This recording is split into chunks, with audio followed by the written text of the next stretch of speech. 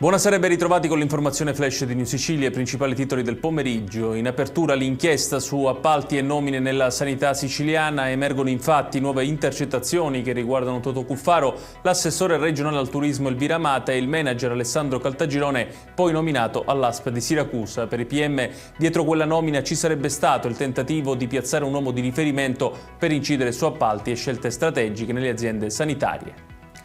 E la Democrazia Cristiana, orfana del segretario Cuffaro coinvolto nell'inchiesta appena citata, ribadisce il proprio sostegno al presidente Renato Schifani e alla sua azione di governo.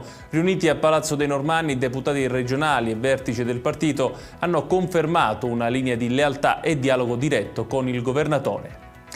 Capitolo manovra finanziaria per la regione siciliana, in arrivo 106,5 milioni di euro nel triennio 2026-2028 a compensazione delle minori entrate IRPEF legate alla riforma nazionale. Le risorse nascono dall'intesa fra Stato e regioni a statuto speciale e da una trattativa condotta anche dal presidente Schifani con il MEF.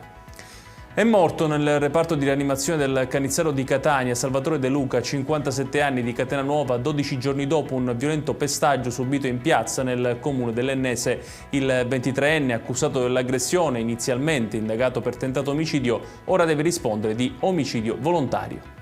E chiudiamo con il meteo. Nella giornata di domani torna il maltempo in Sicilia, rovesci anche a carattere temporalesco colpiranno tutto il territorio regionale. La Protezione Civile ha diramato allerta meteo gialla sulla quasi totalità dell'isola.